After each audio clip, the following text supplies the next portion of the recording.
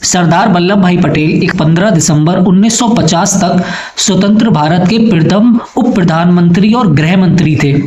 वे एक महान स्वतंत्रता सेनानी, कुशल प्रशासक और भारत के लौह पुरुष के नाम से प्रसिद्ध थे।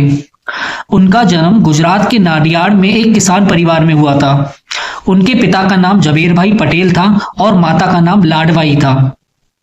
उन्होंने 36 वर्ष की आयु में कानून की पढ़ाई पूरी की और तथा बैरिस्टर बनने के लिए इंग्लैंड गए और भारत लौटकर अहमदाबाद में वकालत शुरुआत की। सरदार वल्लभ भाई पटेल का राजनीतिक जीवन महात्मा गांधी के संपर्क में आने के बाद शुरू हुआ। गांधी जी से प्रभावित होकर उन्होंने स्वतंत्रता संग्राम में भाग लेने का निर्णय किया। 1917 में वल्लभ भाई पटेल अहमदाबाद नगर निगम के स्वच्छता आयुक्त बने और नगर में स्वच्छता अभियान चलाया। उसके बाद 1918 में खेड़ा सत्याग्रह का नेतृत्व किया, जो उनके राजनीतिक जीवन का पहला बड़ा आंदोलन था। खेड़ा सत्याग्रह 1918 में भारतीय स्वतंत्रता संग्राम का एक महत्वपूर्ण आंदोलन था, जिसमें किसानों ने ब्रिटिश सरकार द्वारा लगाए गए अत्यधिक करों के खिलाफ अहिंसात्मक प्रतिरोध किया। यह आंदोलन गुजरात के खेड़ा जिले में हुआ और सरदार वल्लभ भाई पटेल की नेतृत्व क्षमता, संगठन शक्ति और संघर्ष के लिए दृढ़ निश्चय ने इसे सफल बनाया। खेड़ा सत्याग्रह का मुख्य कारण खेती में व्यापक नुकसान और ब्रिटिश सरकार का कर वसूली पर अड़ियल रवैया था। वर्ष 1917 और 18 में खेड़ा जिले में अत्यधिक वर्षा, बाढ़ और प्लेग महामारी के कारण फसलें नष्ट हो गई थीं। किसानों की आर्थिक स्थिति दयनीय हो चुकी थी और उनके पास चुकाने के लिए संसाधन ही नहीं बचे थे। ब्रिटिश सरकार का नियम था, यदि फसल का उत्पादन सामान्य से 25% से कम हो तो किसानों को करों में छूट मिलनी चाहिए। खेड़ा जिले में उत्पादन इस सीमा से भी नीचे था, लेकिन ब्रिटिश सरकार ने करों में कोई छूट देने से इनकार कर दिया और बलपूर्वक वसूली का आदेश जारी कर दिया। सरकार ने किसानों की जमीन और संपत्ति जब्त करने की धमकी दी। खेड़ा जिले के किसानों ने कर न चुकाने का निश्चय किया और इसके लिए नेतृत्व की आवश्यकता महसूस की। महात्मा गांधी के मार्गदर्शन और सरदार वल्लभ भाई पटेल के नेतृत्व में खेड़ा सत्याग्रह की शुरुआत हुई। गांधी जी ने अहिंसात्मक प्रतिरोध का सिद्धांत अपनाते हुए कहा, किसान तब तक कर न चुकाएं जब तक उन्हें कर में छूट ना मिले। सरदार वल्लभ भाई पटेल ने खेड़ा जिले के गांव-गांव जाकर किसानों को संगठित किया और उन्हें अहिंसात्मक आंदोलन के लिए तैयार किया। उन्होंने किसानों को समझाया कि यदि वे एकजुट होकर संघर्ष करेंगे तो ब्रिटिश सरकार को झुकना ही पड़ेगा। पटेल के साथ नरहरि पारेख, मोहनलाल पांड्या और अंबालाल पटेल जैसे अन्य नेताओं की भी सक्रिय भूमिका रही। पटेल ने किसानों से आग्रह किया कि वे कोई भी कर न चुकाएं और अहिंसा का पालन करें। उन्होंने किसानों को आश्वासन दिया कि आंदोलन के दौरान यदि उनकी संपत्ति और जमीन जब्त की जाती है तो वह इसे वापस दिलाने के लिए भी संघर्ष करेंगे। सरदार पटेल ने ब्रिटिश अधिकारियों से कई बार संवाद किया और माफ करने की मांग की। जब सरकार ने उनकी मांगों को नकार दिया तो पटेल ने आंदोलन को और व्यापक रूप से संगठित किया। ब्रिटिश सरकार ने किसानों की संपत्तियां जब्त करनी शुरू कर दी और कई लोगों पर दंड लगाए। पटेल ने किसानों का मनोबल टूटने नहीं दिया और उन्हें संघर्ष जारी रखने के लिए प्रेरित किया। महात्मा गांधी ने सरदार पटेल को आंदोलन का नेतृत्व सौंपा था। पटेल ने गांधी जी के सिद्धांतों का पालन करते हुए आंदोलन को अहिंसात्मक रखा। ये सरदार पटेल की दृढ़ इच्छा शक्ति और नेतृत्व का ही परिणाम था कि किसानों ने बड़ी संख्या में इसका समर्थन किया। आखिरकार ब्रिटिश सरकार को किसानों की एकता और संघर्ष के आगे झुकना पड़ा। सरकार ने 1918 में करों की वसूली स्थगित कर दी और किसानों की जमीन और संपत्तियां लौटाने का आदेश दिया। यह आंदोलन अहिंसक संघर्ष की विजय का प्रतीक बना और सरदार पटेल को एक सशक्त नेता के रूप में उभरने का अवसर मिला। खेड़ा सत्याग्रह के माध्यम से सरदार वल्लभ भाई पटेल ने भारतीय स्वतंत्रता संग्राम में एक महत्वपूर्ण नेता के रूप में अपनी पहचान बनाई। किसानों ने उन्हें सरदार की उपाधि दी, जो उनके नेतृत्व और साहस का प्रमाण था। खेड़ा सत्याग्रह ने यह दिखाया कि कैसे संगठित जन आंदोलन और अहिंसा के माध्यम से ब्रिटिश सरकार को झुकाया जा सकता है। बारदोली सत्याग्रह 1928 में भारतीय स्वतंत्रता संग्राम के दौरान एक महत्वपूर्ण आंदोलन था, जिसने ब्रिटिश सरकार की दमनकारी कर नीतियों के खिलाफ किसानों की एकजुटता और संघर्ष का उदाहरण पेश किया। इस आंदोलन का नेतृत्व सरदार वल्लभ भाई पटेल ने किया और उन्होंने इसे एक अहिंसक और संगठित आंदोलन के रूप में सफलतापूर्वक संचालित किया। बारदोली सत्याग्रह के दौरान ही वल्लभ भाई पटेल को सरदार की उपाधि मिली, जो उनके दृढ़ नेतृत्व और साहस का प्रतीक बनी। बारदोली गुजरात के सूरत जिले में एक उपजाऊ क्षेत्र था, जहां अधिकतर किसान समुदाय रहते थे। वर्ष 1927 में फसल खराब हो गई थी और किसानों की आर्थिक स्थिति बेहद खराब हो गई थी। ब्रिटिश सरकार ने बारदोली के किसानों पर लगान में 22% की वृद्धि कर दी, किसानों ने इस वृद्धि को अनुचित बताते हुए कर में छूट की मांग की, लेकिन ब्रिटिश सरकार ने उनकी मांगों को अनसुना कर दिया। ये स्पष्ट था कि ब्रिटिश सरकार किसानों के हालात को नजरअंदाज कर रही थी और आर्थिक शोषण कर रही थी। अत्यधिक कर के बोझ के कारण किसानों के पास ना तो पैसा बचा था और ना ही उनके पास अपनी जमीन बचाने का कोई साधन था। जो किसान कर चुकाने में असमर्थ थे, उनकी जमीन और मवेशी जब्त कर लिए गए। जब किसानों की स्थिति बदतर हो गई तो उन्होंने सरदार वल्लभ भाई पटेल से मदद की गुहार लगाई। सरदार पटेल ने किसानों की शिकायतों को गंभीरता से लिया और उनकी स्थिति का अध्ययन करने के लिए बारडोली पहुंचे। पटेल ने किसानों को आश्वस्त किया कि यदि वे एकजुट होकर संघर्ष करेंगे तो उनकी समस्या का समाधान अवश्य होगा। फरवरी 1928 में सरदार पटेल ने कर ना चुकाने का अहिंसक आंदोलन शुरू किया। उन्होंने किसानों से कहा कि जब तक कर में वृद्धि को वापस लिया नहीं जाता, तब तक वे कोई भी लगान ना चुकाएं। सरदार पटेल ने गांव-गांव जाकर किसानों को संगठित किया और उन्हें अहिंसा का पालन करने का प्रेरणा दी। पटेल ने किसानों से यह वचन लिया कि चाहे ब्रिटिश सरकार कोई भी दमनकारी कदम उठाए, वे ना तो कर चुकाएंगे और ना ही हिंसा करेंगे। आंदोलन शुरू होने के बाद ब्रिटिश सरकार ने किसानों की संपत्ति, जमीन और मवेशी जब्त करने की कार्रवाई शुरू कर दी। किसानों को डराने के लिए पुलिस बल का भी उपयोग किया गया। जो किसान कर चुकाने में असमर्थ थे, उनके घरों को नीलाम किया गया। ब्रिटिश सरकार ने आंदोलन को दबाने के लिए कई किसानों को गिरफ्तार किया और अत्याचार किए। सरदार पटेल ने किसानों को लगातार अहिंसा का पालन करने की सलाह दी। उन्होंने कहा, यदि किसान एकजुट रहेंगे और धैर्य बनाए रखेंगे तो सरकार को झुकना ही पड़ेगा। पटेल ने किसानों के मुद्दों को देश भर में प्रचारित किया, जिनसे उन्हें राष्ट्रीय स्तर पर समर्थन मिला। पटेल ने महिलाओं को भी इस आंदोलन में शामिल किया। बारडोली की महिलाओं ने पूरे उत्साह और सत्याग्रह का समर्थन किया और इसे सशक्त बनाया। बारडोली सत्याग्रह के दौरान ब्रिटिश सरकार के दमन की खबरें अंतर्राष्ट्रीय स्तर पर फैल गईं, जिससे सरकार पर दबाव पड़ा। आंदोलन की सफलता का सबसे बड़ा प्रमाण यह था कि ब्रिटिश सरकार को किसानों के सामने झुकना पड़ा। सरकार ने न केवल 22% कर वृद्धि वापस ली, बल्कि किसानों की जब्त की गई संपत्तियां और जमीनें भी लौटाई। बारडोली सत्याग्रह के दौरान सरदार वल्लभ भाई पटेल के नेतृत्व की सराहना करते हुए किसानों ने उन्हें सरदार की उपाधि दी। उन्होंने स्पष्ट कहा कि भारत की अखंडता और सुरक्षा के लिए रियासतों को एक राष्ट्र में एकीकृत करना होगा। सरदार पटेल ने बीपी मेनन, जो गृह मंत्रालय के सचिव थे, उनके साथ मिलकर 3 प्रमुख कदमों के आधार पर रियासतों का एकीकरण किया। पहला, पटेल ने रियासतों के शासकों से अपील की वे स्वेच्छा से भारत में शामिल हो जाएं। उन्होंने उन्हें यह भरोसा दिलाया कि भारत में उन्हें विशेष अधिकारों और सम्मानों को सुरक्षित रखा जाएगा। विलय पत्र तैयार किया गया, जिसमें मुख्य शर्तें रखी गई: रक्षा, विदेश नीति और संचार। इन तीनों विषयों पर शासक भारत सरकार के अधिकार को मानते थे। बाकी मामलों में वे अपने राज्य का प्रशासन स्वतंत्र रूप से चला सकते थे।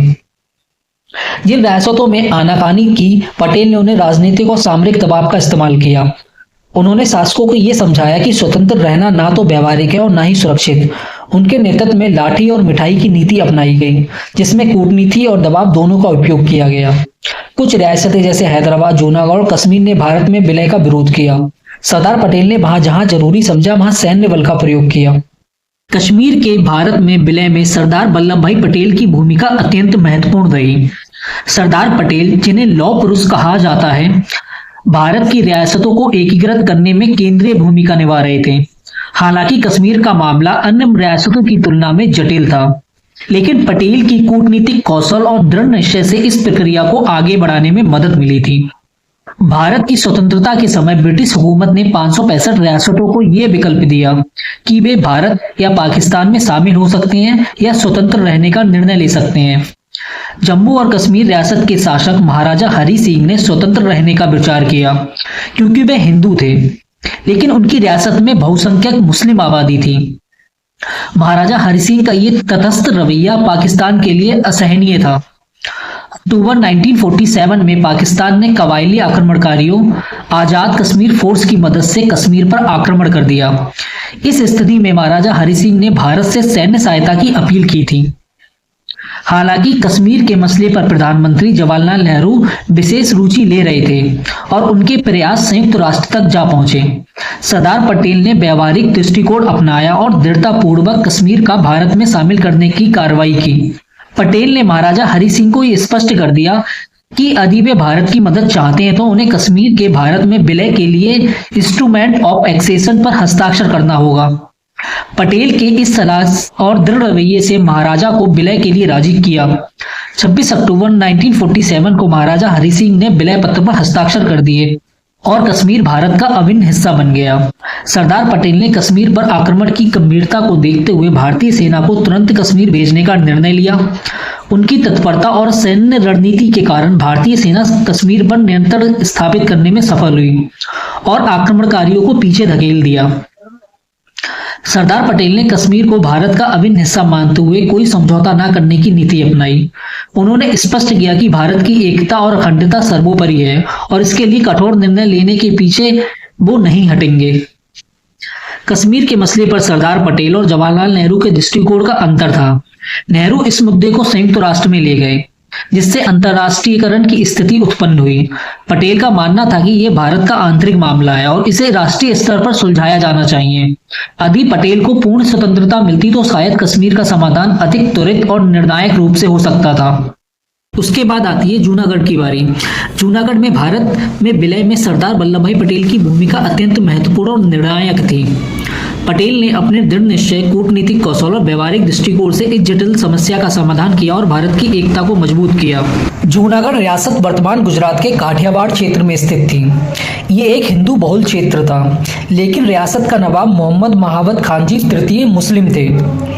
भारत की स्वतंत्रता के समय 15 अगस्त 1947 को जूनागढ़ के नवाब ने पाकिस्तान के साथ विलय की घोषणा कर दी। ये निर्णय न केवल चौंकाने वाला था, बल्कि भारत की भू राजनीतिक स्थिति के लिए गंभीर चुनौती था। जूनागढ़ भौगोलिक रूप से पाकिस्तान से जुड़ा नहीं था और ये भारत के भीतर था। इसके अलावा जनसंख्या का बड़ा हिस्सा हिंदू था, जो नवाब के फैसले का विरोध कर रहा था। सरदार पटेल ने जूनागढ़ के मसले को पूरी दृढ़ता और कुशल रणनीति के तहत सुलझाया। जब नवाब ने पाकिस्तान के साथ विलय की घोषणा की तो सरदार पटेल ने इसे स्वीकार करने से इनकार कर दिया। उन्होंने स्पष्ट रूप से कहा कि पाकिस्तान का या तो कदम व्यवहारिक या अनुचित है। पटेल ने यह भी कहा यदि जूनागढ़ को पाकिस्तान में शामिल होने दिया गया तो भारत के अन्य रियासतों में जनमत के आधार पर कदम उठाने के लिए स्वतंत्र होगा। नवाब के फैसले से जूनागढ़ की जनता में व्यापक आक्रोश फैल गया। सरदार पटेल ने जनता की भावना का समर्थन किया और इसे एक बड़ा मुद्दा बनाया। जूनागढ़ के हिंदू बहुल क्षेत्रों में विद्रोह और विरोध प्रदर्शन शुरू हुए। सरदार पटेल ने इस जन आंदोलन को शांतिपूर्ण तरीके से समर्थन दिया और इसे भारतीय हितों के लिए उपयोग किया। पटेल ने जूनागढ़ पर दबाव बनाने के लिए रियासत की आर्थिक नाकेबंदी की योजना बनाई। भारत सरकार ने जूनागढ़ की सीमाओं को सील कर दिया। इससे रियासत में भोजन और आवश्यक आपूर्ति की कमी हो गई। इस आर्थिक दबाव के कारण नवाब की सरकार कमजोर हो गई और स्थिति नियंत्रण के बाहर होने लगी। शहनवाज भुट्टो ने हालत बिगड़ते देख भारत सरकार से मदद की अपील की और नवाब को जूनागढ़ छोड़कर पाकिस्तान भागना पड़ा। दीवान ने सरदार पटेल से अनुरोध किया कि भारत जूनागढ़ की व्यवस्था को संभाले। सरदार पटेल ने तुरंत भारतीय सेना को जूनागढ़ में भेजा। भारतीय सेना ने 9 नवंबर 1947 को बिना किसी बड़े संघर्ष से जूनागढ़ पर नियंत्रण स्थापित किया। इसके बाद प्रशासन ने वहां की व्यवस्था संभाल ली और शांति बहाल की। सरदार पटेल ने जूनागढ़ में जनमत संग्रह कराने की घोषणा की ताकि यह तय किया जा सके कि जनता क्या चाहती है।